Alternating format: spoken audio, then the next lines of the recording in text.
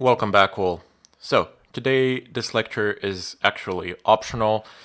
This has nothing to do with ethical hacking. This is just me giving you the basic orientation day in regard to the Fedora KD desktop. So, if you don't feel like customizing your desktop or don't care about that or whatever, you wish to find that out on your own, feel free to skip it. As I said, it's optional and it has little to no impact on the rest of the course. In fact, I don't think it has any impact. This is just me showing you how to customize your desktop and where what is in terms of GUI. We'll have a separate tutorial where I'll explain the terminal, how to actually work with it, commands, etc. That one is actually mandatory. This one is optional.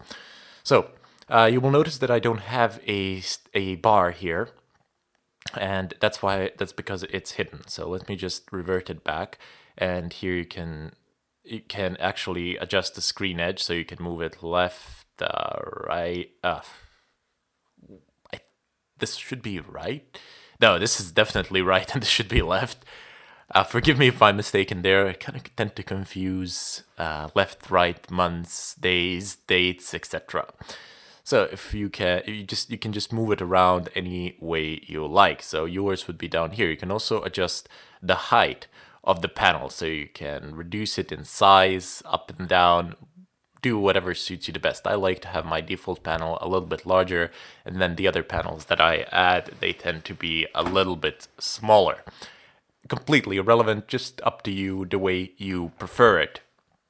Now, if you go to more settings, you can set this to always visible or to auto hide. Windows can go over, can go below, up to you completely. The alignment, I tend to set mine on auto hide, and I like to keep it at the top. So let me just go ahead and move the screen edge up here.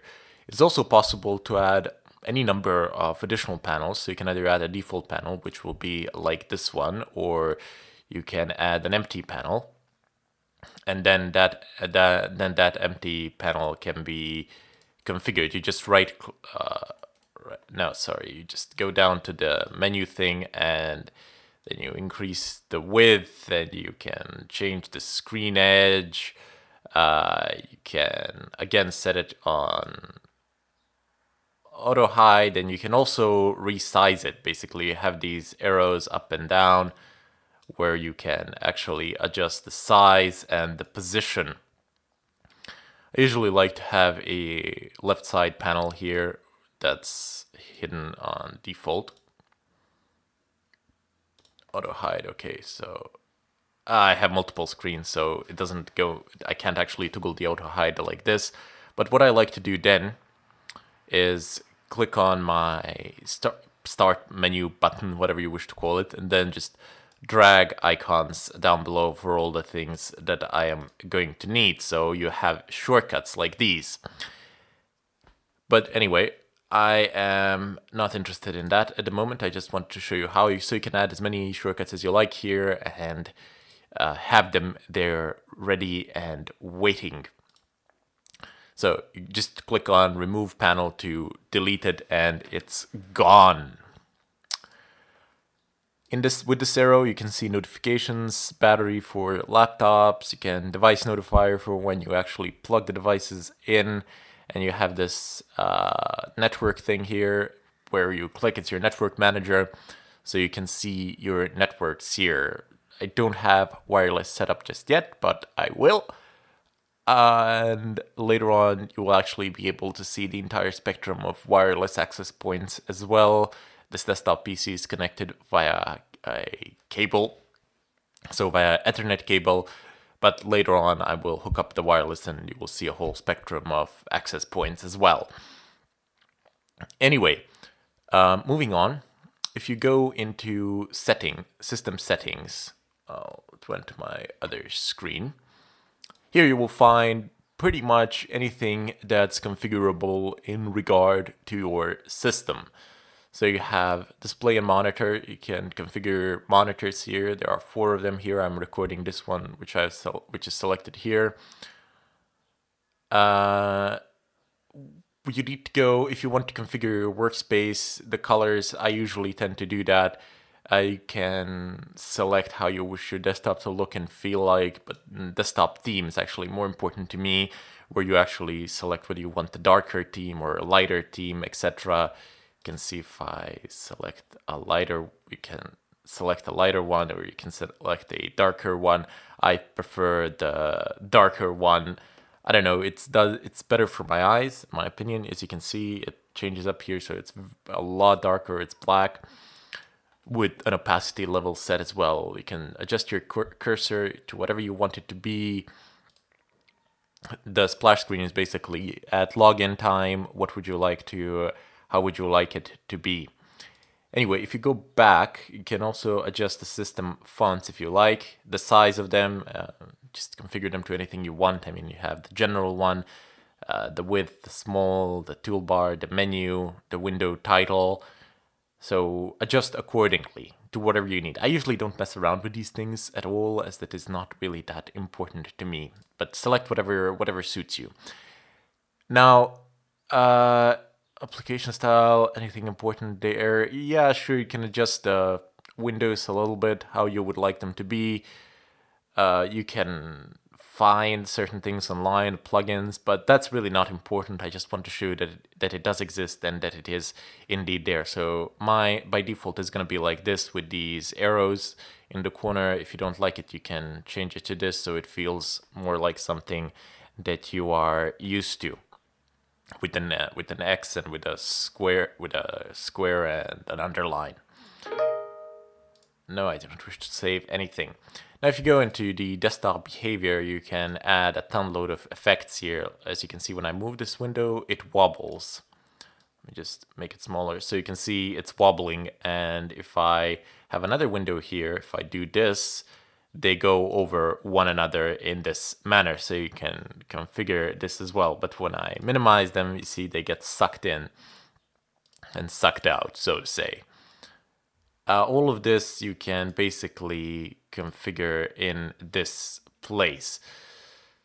So you can see Windows glide, smoothly fade in desktop when logging. I don't know what else. I just go through them and see what you like. It's really no importance. It has no importance in a technical way. This is just purely for your amusement, I guess. Desktop cube and desktop grid are some of the things that you will want. I mean, they look kind of cool, and I've shown you this before when it goes back and when you can roll it round and round in circles and switch between desktops. So you can just go ahead and click here, set the transparency level. The background color is actually irrelevant for me because I've set the wallpaper. And down here you can configure the keys that actually toggle the rolling of the cube, the switching of the desktops, and you can set the opacity level. I prefer my cube to be far so that I can see everything there. Anyway, just close this, and then you're going to need to go into virtual desktops and actually set them to be more than one for this cube to be functional. So it doesn't need to be a cube. It can have as many sides as you like. And even, I think you can set like 100 desktops or something like that, and then you can set it to spin round and round in circles. But as I said, that's purely up to you. Do whatever you wish to do there. Now, this is actually a little bit more important. The lock screen is Control-Alt-L. That will lock your desktop. Always lock your desktop. Have it as a habit. Just press Control-Alt-L and it locks. And lock screen automatically after 5 minutes of inactivity. So you can change these two, but make sure that you have a shortcut for locking your screen so that it's always locked. You can set what you would like Windows edges to do. As you can, mine, for example, by default, it's going to do this if you hit the screen edge. I can't hit it on this screen, but if you can see my mouse cursor, if I hit the upper left corner twice, but on my other screen, yep, this is going to happen. But you can basically configure what you want to occur. You see, you select it, and then you just select what you would like to happen when you hit the screen edge. And when you hit the screen edge with your mouse cursor, that is what is going to happen. Okay, So, in addition to this, you can have the account details, the user manager, so you can add or remove edit systems users, but we will be doing this via the terminal anyway, which is like the real way of doing it. So it's not really important here, but I just wanted to show it to you anyway. There's also no, sorry, not applications, but there's also something that you should be aware of. By default on Fedora with the KDE desktop, a single click will actually open folders. If you go into mouse and you can see single click open file and folders, double click open file and folders. I always change it to double click, just more convenient for me. If you want, you can change it to single click, up to you completely.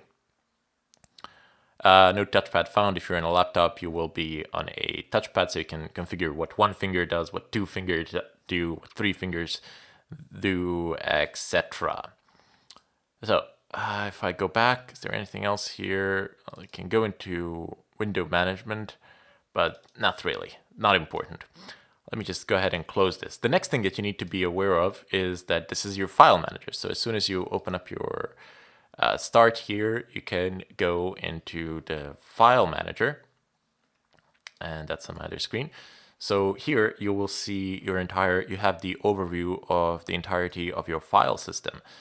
So on Linux, the file system is considerably different from that one on Windows. For example, I have my devices here, which are the partitions of the hard drives and the drives themselves. But up here, I have places and home, and then if I go into root, root is the beginning of the file system, and home, every user has a home folder. Well, not all users have home folders. The real users have home folders. The system users do not have home folders, so to say, generally. Anyway, from here you can navigate to wherever you like.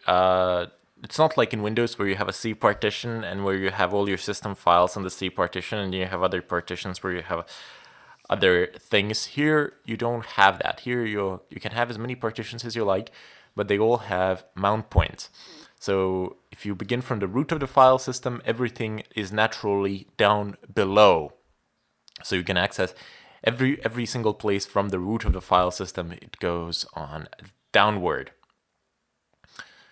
So from the top of the root system, from the slash, it goes downward, and you can access everything. Unlike in Windows where you have the C partition, then if you wish to access anything that is in a different partition, you have to actually go out of the C partition and go into a different partition. Here, it doesn't matter how many partitions you have; they are all accessible from root. You go on downwards and you access everything. Also, folders can be divided amongst multiple partitions. So for example, downloads can be split onto 10 partitions or so, but it doesn't matter. Once you click on downloads, it opens up the contents of the downloads folder.